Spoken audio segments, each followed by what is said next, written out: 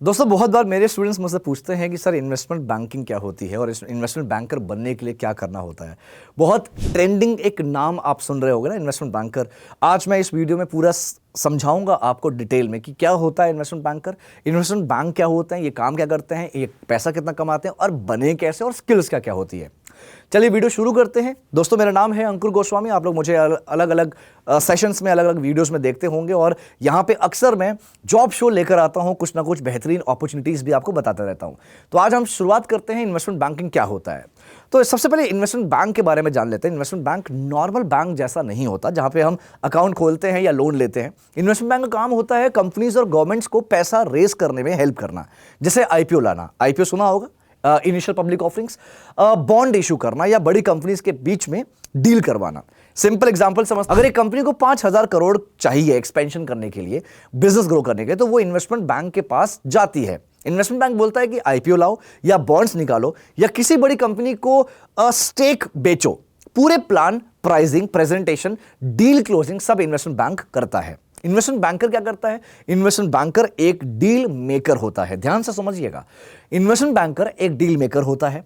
उसका काम सिर्फ नंबर्स नहीं, strategy plus presentation plus negotiation करना होता है। मैं सिंपल पॉइंट्स में बताता हूं क्या होता है। कंपनी के फाइनेंशियल डेटा को एनालाइज करते हैं ये इन्वेस्टमेंट बैंकर। जो पिच डेक होता है, पिच डेक का मतलब होता है पावर पॉइंट प्रेजेंटेशन। इनको ये प्रेजेंट करना होता है, क्लाइंट्स को समझाते हैं ये कि पैसा कैसे रेस किया जाए। आईपीओ यानी कि पहली बार जब कोई कंपनी मार्केट में, शेयर मार्केट में लिस्ट होती है, उसे आईपीओ कहते हैं। या फिर M&A का मतलब होता है मर्जर एंड एक्विजिशन, मतलब फंड रेजिंग डील्स हैंडल करते हैं ये। इन्वेस्टर्स और प्रमोटर्स के बीच ब्रिज बनता है। ठीक है, आप एग्जांपल समझते हैं दोस्तों। जब जोमैटो या पेटीएम का आईपीओ आया था, पहली बार ये कंपनी जब शेयर मार्केट में लिस्ट हुई थी, तो behind the scene investment banker ही थे जो वैल्यूएशन डिसाइड कर रहे थे। इन्वेस्टमेंट बैंकर का डेली रूटीन क्या होता है ये भी समझते हैं, लेकिन उसके पहले एक चीज और बताऊंगा। मैंने अभी एक वर्ड यूज किया, M&A, मतलब मर्जर एंड एक्विजिशन। मर्जर का मतलब होता है जब दो कंपनी आपस में मर्ज होती हैं। एक्विजिशन का मतलब होता है जब एक कंपनी दूसरे कंपनी को अक्वायर करती है, खरीदती है। अब डेली रूटीन समझते हैं। इन्वेस्टमेंट बैंकर का डेली रूटीन क्या होता है?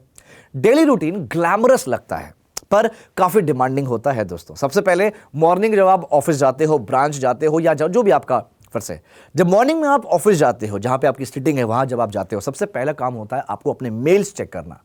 So being a investment banker, आपको मेल चेक करना होता है, आपके सीनियर से, आपके क्लाइंट से कहां से क्या मेल आ रहा है। ग्लोबल मार्केट अपडेट्स आपको रखना होता है। डेली अपडेट्स, जो भी नए अपडेट्स आ रहे हैं, नोटिफिकेशंस आ रहे हैं, आपको वो पढ़ने होते हैं, देखने होते हैं। क्लाइंट के कॉल्स को आपको मैनेज करने होते हैं। अब सबसे पहले आपने एक्सेल मॉडल तैयार किया, वैल्यूएशन तैयार किया, प्रेजेंटेशन बनाया, मीटिंग्स करी, राइट। उसके बाद इवनिंग में क्या होता है, जो सीनियर बैंकर्स होते हैं उनके साथ आपका रिव्यू होता है। सीनियर बैंकर्स मतलब जो आपके सीनियर्स होंगे, जो आपके मैनेजर्स होंगे, उनके साथ आपका रिव्यू होता है। क्लाइंट रिवीजन किया जाता है और रात में कभी कभी लेट नाइट तक काम होता है दोस्तों, स्पेशली डील के टाइम पे। अगर मैं यहां पर रियलिटी बताऊं ना, इन्वेस्टमेंट बैंकिंग 9 to 5 जॉब बिल्कुल भी नहीं है। पर जो लोग प्रेशर हैंडल कर सकते हैं, जो लोग सेल्स में इंटरेस्टेड रखते हैं, इन्वेस्टमेंट में इंटरेस्टेड रखते हैं, उनके लिए ग्रोथ फास्ट होता है। इन्वेस्टमेंट बैंकर की सैलरी कितनी होती है ये समझिएगा। अब रियल बात सैलरी की आती है। फ्रेशर लेवल की बात करते हैं। 8 से 10 लाख से सैलरी शुरू हो सकती है, 15 लाख पर ईयर तक जाती है।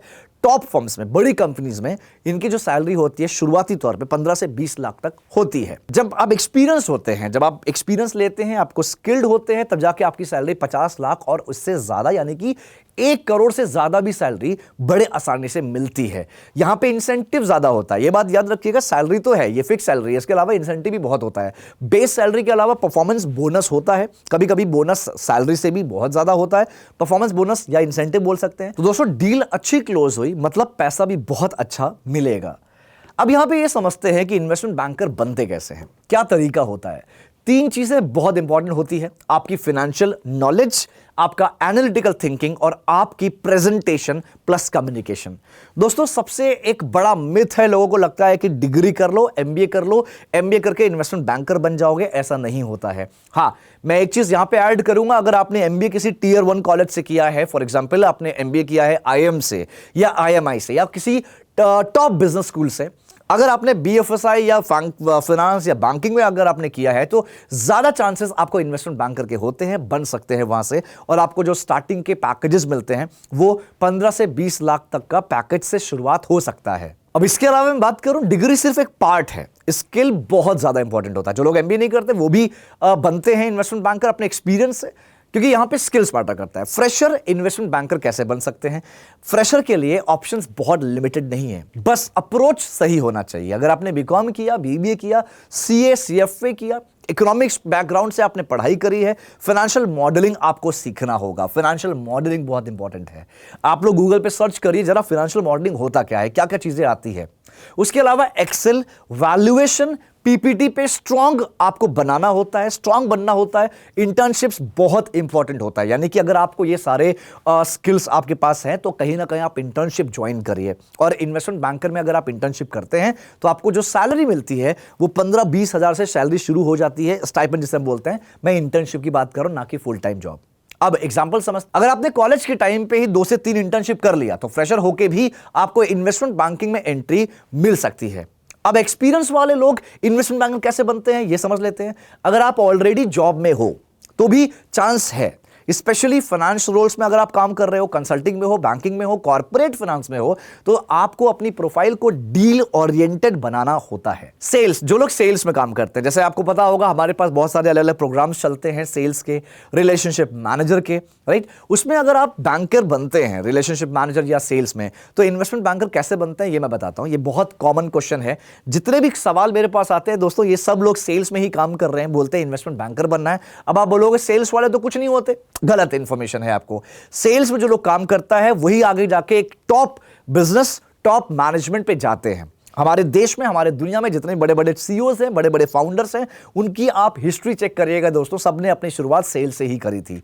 तो डायरेक्ट जंप बहुत मुश्किल है, ये रियलिटी है। अगर आप ये सोच रहे हो कि आप रिलेशनशिप मैनेजर हो, सेल्स ऑफिसर हो और आप डायरेक्ट इन्वेस्टमेंट बैंकर बनोगे, ये पॉसिबल नहीं होता। आपको पहले सेल्स से निकल के फाइनेंस साइड एक्सपोजर करना होगा। अगर आप सेल्स में काम कर रहे हो तो मैं कहूंगा आप एक्सपीरियंस लीजिए। पहले फ्रेशर हो, सेल्स में ज्वाइन करा, आरएम में ज्वाइन करा, एक्सपीरियंस लीजिए, 2 साल 3 साल एक्सपीरियंस लीजिए। एक्सपीरियंस क्या लेंगे आप वहां पे? आपको वहां पे कम्युनिकेशन स्ट्रांग होगी, आपका प्रेजेंटेशन स्ट्रांग होगा, स्ट्रैटेजी बिल्डिंग आएगी, टाइम एंड टीम मैनेजमेंट आएगा। ये सारी चीजें जब आप सीखते हैं, उसके बाद credit, corporate banking, financial analysis आपको सीखना होता है। ये आप फिर से मैं रिपीट कर रहा हूं, credit, corporate banking and financial analysis बहुत इंपॉर्टेंट होता है एक इन्वेस्टमेंट बैंकर बनने के लिए। उसके अलावा दोस्तों सीएफए या सर्टिफिकेशन होता है जो आपको हेल्प करता है मिड ऑफिस रोल से एंट्री ले सकते हैं। अब एक और मैं एग्जांपल देता हूं, रियल लाइफ बताता हूं दोस्तों। अगर आप आरएम के तौर पे काम कर रहे हो या सेल्स ऑफिसर हो तो आप क्या कर सकते हैं, कैसे बनेंगे आप इन्वेस्टमेंट बैंकर? आप एक्सपीरियंस लीजिए, 1 साल 2 साल काम करिए। ये जो 1 साल 2 साल काम कर रहे हैं ना, इन्हीं टाइम के दौरान, इन्हीं ड्यूरेशन के दौरान आप कहीं ना कहीं सर्टिफिकेशंस करिए। और याद रहे, सर्टिफिकेशन सिर्फ कोर्स के नाम के लिए मत करिएगा। सर्टिफिकेशंस में आपको स्किल्स लेना होगा, आपको स्किल्ड होना है, चीजें सीखनी है, जिसमें मैंने बताया कॉर्पोरेट फाइनेंस हो गया और आपका फाइनेंशियल एनालिसिस हो गया। ये 2 चीज बहुत इंपॉर्टेंट है एक इन्वेस्टमेंट बैंकर बनने के लिए। अगर आप ये सीखते हैं तो आपको डेफिनेटली बहुत अच्छे एक्सपोजर, बहुत अच्छी अपॉर्चुनिटी मिल सकती है। अब उसके बाद अगर एक एग्जांपल दूंगा मैं, मान लीजिए आप ब्रांच के रिलेशनशिप मैनेजर हैं। आप उसके बाद क्या होता है, यानी कि आप रिटेल में काम कर रहे हैं, रिटेल बैंकिंग देखते हैं, वहां पे रिलेशनशिप मैनेजर हैं। उसके बाद आप कॉर्पोरेट रिलेशनशिप मैनेजर में बनने का ट्राई करिए। कॉर्पोरेट रिलेशनशिप मैनेजर जनरली यही होता है, जो लोग आरएम होते हैं ना, वो रिटेल कस्टमर्स को डील करते हैं, वो आगे जाके कॉर्पोरेट रिलेशनशिप मैनेजर बनते हैं। इसके बाद क्या होता है, इन्वेस्टमेंट बैंकिंग सपोर्टिंग रोल में आप जा सकते हैं। इन्वेस्टमेंट बैंकिंग के supporting role, exactly investment banker की बात नहीं कर रहा, इन्वेस्टमेंट बैंकिंग के सपोर्टिंग रोल में आप जा सकते हैं। देन उसके बाद फ्रंट एंड आईबी यानी कि फ्रंट एंड इन्वेस्टमेंट बैंकर बन सकते हैं। दोस्तों यहां पे ध्यान देना, जो नॉन बैंकर एम्प्लॉय होता है वो इन्वेस्टमेंट बैंकर कैसे बने, ये सबसे बड़ा सवाल है। नॉन बैंकर मतलब जो लोग आईटी हैं, आईटी में काम कर रहे हैं, ऑपरेशंस या इंजीनियरिंग में काम कर रहे हैं, एनालिटिक्स में है, कंसल्टिंग में है, इन बैकग्राउंड उनके लिए क्या बात है, थोड़ा डिफरेंट होता है। स्ट्रॉन्ग एनालिटिकल्स रोल लेना होगा। फाइनेंशियल सर्टिफिकेशंस कंप्लीट करिए, जैसे मैंने पहले बताया। वैल्यूएशन और मॉडलिंग सीखिए। एंट्री लेवल जो इन्हें इन्वेस्टमेंट बैंकर होते हैं, एनालिस्ट या सपोर्ट रोल आपको पकड़ना होगा। तो दोस्तों, आप लोग किसी भी प्रोफाइल में काम कर रहे हो, बैंक में हो या नॉन बैंकिंग में हो, आपको 3 चीजों पे काम करना ही करना है। 3 चीजें आपको सीखना ही है। पहला है आपको फाइनेंशियल मॉडलिंग, फाइनेंशियल एनालिसिस और आपका कॉर्पोरेट फाइनेंस। ये तीनों हालांकि एक दूसरे से इंटर रिलेटेड है। ये तीनों में अगर आपको एक्सपर्टीज हो गई, ट्रस्ट मी गाइस, आपके लिए इन्वेस्टमेंट बैंकिंग जो फील्ड है, जो सेक्टर है, वो आपके लिए ओपन हो जाएगा। दोस्तों, अब सबसे बड़ा सवाल होता है कि क्या बिना एमबीए के इन्वेस्टमेंट बैंकर बना जा सकता है? ये कैसे बने, ये समझते हैं। ये सबसे पावरफुल सेक्शन है। स्ट्रेट आंसर है, एमबीए के बिना भी इन्वेस्टमेंट बैंकर बना जा सकता है। मैंने आपको यही चीज बताई, 3 चीजों पे काम करिए, डेफिनेटली आप इन्वेस्टमेंट बैंकर बनेंगे। इसके अलावा सीएफए, अगर आप सीएफए करते हैं, लेवल 12 काफी हेल्प करता है। Financial modelling certifications, internships, project work, networking, LinkedIn game strong रखिए। दोस्तों, अगर आप लिंक्डइन नहीं चलाते और प्राइवेट सेक्टर में एंटर करना चाहते हैं तो मैंने उस पर एक डिटेल वीडियो बनाई है, ट्यूटोरियल है कि लिंक्डइन कैसे बनाया जाए, कैसे बेस्ट लिंक्डइन बनाया जाए। जो भी लिंक्डइन में आप जॉब ढूंढते हो या पोस्ट डालते हो, उसको रीच कैसे बढ़ाया जाए, सब कुछ मैंने बता रखा है। मेरे चैनल पे BFSI Career 24/7 पे जाइए, वहां पे जाके लिंक्डइन का आपको वीडियो मिलेगा, जरूर देखिएगा। उसके बाद एमबीए शॉर्टकट है, रिक्वायरमेंट नहीं, याद रखिएगा। एमबीए एक शॉर्टकट होता है, रिक्वायरमेंट नहीं। और हाँ, एमबीए अगर मैं बोल रहा हूं ना, एमबीए से इन्वेस्टमेंट बैंकर बनना है, इसका ये मतलब नहीं कि आप XYZ किसी भी कॉलेज से जाके एमबीए कर लें और आप बोलोगे नहीं अंकुर सर ने कहा था तो मैं एमबीए करके इन्वेस्टमेंट बैंकर बन जाऊंगा। नहीं बन सकते आप। मैं फिर बोल रहा हूं, Tier 1 कॉलेज की बात कर रहा हूं, top IIMs, top B school से अगर आप एमबीए करते हैं, BFSI सेगमेंट में, या फिर आप बैंकिंग या फाइनेंस सेगमेंट में करते हैं, तो ही आपके पास चांसेस है आप इन्वेस्टमेंट बैंकर बन सकते हैं। फ्रेशर हो, एमबीए नहीं है, थोड़ा टफ है पर इंपॉसिबल नहीं है। स्ट्रैटेजी यही है दोस्तों, कॉलेज के टाइम ही फाइनेंशियल स्किल्स पे ध्यान दीजिए, फाइनेंशियल स्किल्स अपडेट करिए, अपना बहुत अच्छे से बिल्ड करिए। जो स्मॉल इन्वेस्टमेंट बैंक्स होते हैं उसको ज्वाइन करिए। सैलरी कम मिलेगी शुरुआत में, लेकिन लर्निंग ज्यादा होगा। 12 साल में जो बिग फर्म्स का गेट है वो ओपन हो जाता है। एग्जाम्पल, 10 लाख का पैकेज से ज्यादा इंपॉर्टेंट है डील एक्सपोजर। इन्वेस्टमेंट बैंकिंग किसके लिए सही है? ये करियर सबके लिए नहीं होता। मैं क्लियर करता हूं यहां पे, ये करियर सबके लिए नहीं होता। सही है अगर आप प्रेशर हैंडल कर सकते हैं, नंबर से दोस्ती है आपकी, आपको ग्रोथ बहुत अच्छे से मिलेगा, पैसा और एक्सपोजर दोनों चाहिए, तो ये चीज बेस्ट है। किसके लिए गलत है, किसको ज्वाइन नहीं करना चाहिए? दोस्तों, फिक्स्ड टाइमिंग अगर आपको चाहिए, 9 to 5 वाली जॉब चाहिए, तो ये आपके लिए करियर नहीं है। वर्क लाइफ बैलेंस प्रायोरिटी पे है, सिर्फ हमें जिंदगी और सोशल लाइफ चाहिए, तो ये आपके लिए नहीं है। राइट? तो आपको आखिरी में एक मैसेज देना चाहूंगा, इन्वेस्टमेंट बैंकिंग है, ग्लैमर नहीं है, स्किल गेम है। डिग्री से ज्यादा इंपॉर्टेंट है आपकी थिंकिंग, आपकी लर्निंग, आपकी कंसिस्टेंसी, आपका प्रेजेंटेशन और आपका नॉलेज। अगर आप फाइनेंस को सीरियसली लेते हैं तो investment banking life changing career बन सकता है। और अगर आपको ऐसे ही रियल ऑनेस्ट करियर वीडियो चाहिए तो आप चैनल को सब्सक्राइब करिए। और मुझसे अगर आप जुड़ना चाहते हो स्पेसिफिकली, क्योंकि मैं अपने प्लेटफॉर्म पे ना अलग अलग वीडियोस बनाता हूं, अलग अलग वॉक इन इंटरव्यूज के अपडेट्स देता हूं BFSI Career 24/7 पे।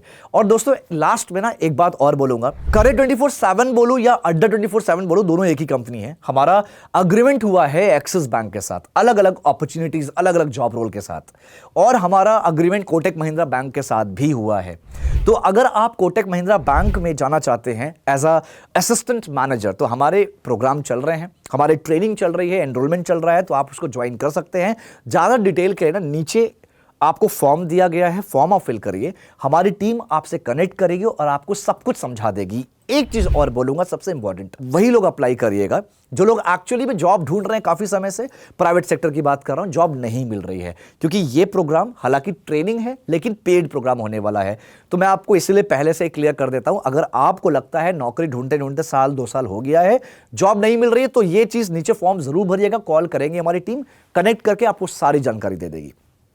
उम्मीद करता हूं कि आपको सब कुछ क्लैरिटी मिली होगी। इसी तरह के अपडेट्स के लिए, जानकारी के लिए जुड़े रहिए और फॉलो करिए। थैंक यू सो मच, अपना ख्याल रखिए, मिलते हैं किसी और जॉब अपडेट में। Thanks lot, all the best.